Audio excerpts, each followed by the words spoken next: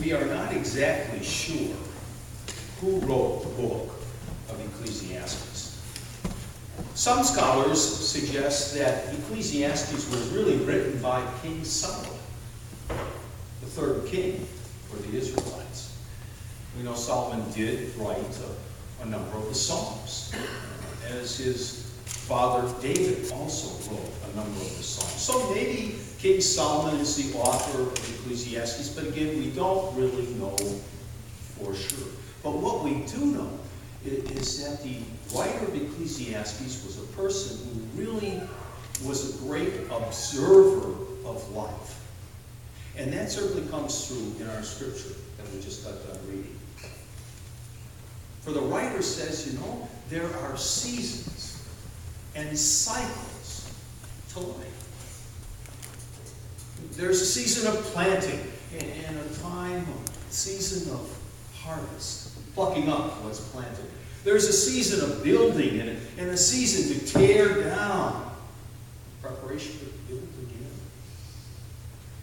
Sometimes there are seasons of war, and sometimes there are seasons of peace. There's a season of joy and a season of sorrow. And on the writer goes, lifting up seasons and cycles of life. And when you stop and think about his observation, you'd have to admit that it's basically right on. Even when you look at your own life, you see seasons and cycles taking place within your own life. There are some who are right now in a season of poor health. But they know eventually they'll experience a season of good health. But somewhere down the line, there's going to be another season of poor health. And hopefully there'll be good health after that. Our life runs in seasons and cycles of good and bad health. When we were born weak and immobile. And then as we grew older, we became strong and mobile. And now as some are growing older, they're becoming weak. Little less more. Season, cycle to life. Look at moms. You moms know about the seasons, motherhood. You give birth, and you become the caretaker of that little life. And then after a time, you start to teach and mentor, and that's your role, teacher and mentor. And then after teaching and mentoring, then you become the rule giver and the guide. And then you move into the role of supporter. And finally, when the kids are in high school and college, you find your role being more one of cheerleader. And then what happens? The kids grow up and they have their kids. And now you, as grandmother, go through that cycle again. You become the caretaker to your grandchildren, if you're given that opportunity. And then you become the teacher and the mentor for your grandchildren. And then you become the rule giver, and then you become the supporter, and then it's the cheerleader as you go and cheer on the grandkids in their t-ball games and basketball games. And then what happens? The grandchildren have children, and you reverse the cycle again, and now you run through that whole cycle, that whole season now as great-grandmother. Seasons, cycles. We all experience them. And right now, each and every one of us here is in some kind of season. We're in some kind of cycle within that season. But the author goes on and he makes yet another observation. He says, not only is life full of seasons and cycles, and all of us are in different categories of seasons and cycles, but the author says, if you look, you'll find God in the midst of that season, in the midst of that cycle. You can find God in the midst of war. You can find God certainly in the midst of peace. You can find God in the midst of planting.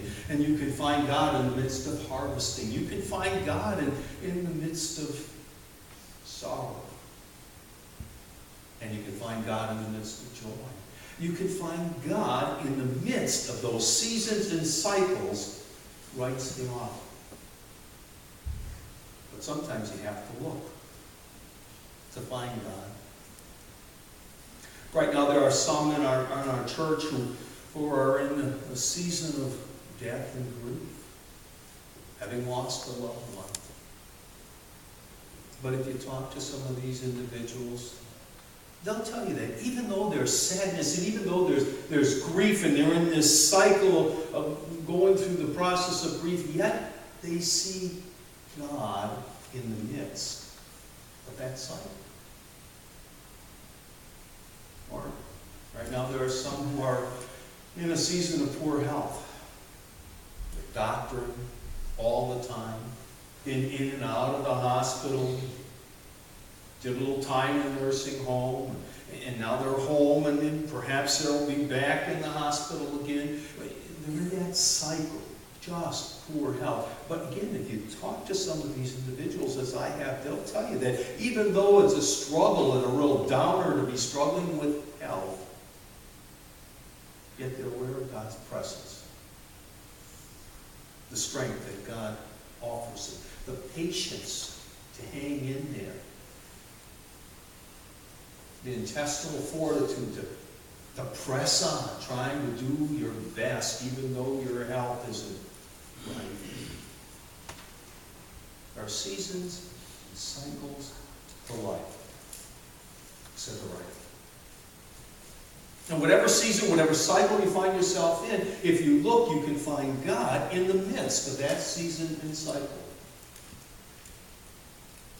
But there's yet another observation that the writer makes, and that is not only can you find God in the midst of that season and cycle, but God intends for you to find a measure of joy, a measure of success, a measure of pleasure in whatever season or cycle you find yourself in. Now granted, there are certain seasons and cycles of life where it's really easy to find pleasure and joy and satisfaction. Right now, Bonnie and I are in this season of being grandparents. Many of you are pros at grandparenting. But Bonnie and I are just kind of new to this grandparenting thing. And we're finding, as many of you have already experienced, it's a great joy to be a grandparent. There's a lot of pleasure that you can derive from being a grandparent. We really treasure our time with our only grandchild, Layton, and we treasure that time that we can mentor him and teach him and laugh with him. And I'm looking forward to taking him fishing in the boat first time this summer. There's joy, pleasure in the cycle of being a grandparent. But there's also joy and pleasure in knowing that I don't have to be a grandparent 24/7, day after day. I've heard many of you as grandparents say, it's great when the grandkids come, and it's great when they leave, and I've experienced that. There's joy knowing that I don't have to live with Layton 24/7, month after month. There's joy and pleasure in the season of being grandparents. But again, there are some seasons where it's hard to find that joy and pleasure, but yet it's there, just like God is there, but you need to look for it. I was visiting with a person who's in this season of poor health. And because their health is poor, they're very limited in what they can do. And because they're very limited in what they can do, they realize that there are certain dreams now, especially of traveling, that they're going to have to let go. They're not going to be able to travel. And there's sadness in that. in this season of struggling and poor, failing health. But yet, this person is quick to say, but I find joy. I find pleasure in the church. Coming here. I find joy. I find pleasure in Bible study on Wednesday mornings. So here's this season of failing, poor health, and giving up hopes and dreams, but yet in the midst of that, there's pleasure, there's satisfaction in the church and in Bible study. We are all in some season. We're all in the midst of some cycle. The writer reminds us today to look for God in the midst of that season or cycle. Because if you find God, you'll find strength. And when you find God, you'll find the ability to see a measure of joy and pleasure in whatever cycle you find yourself in. So may we on this day thank God for the seasons and cycles of life. And may we thank God for His presence with us in the midst of those seasons and cycles. Let's bow for the word.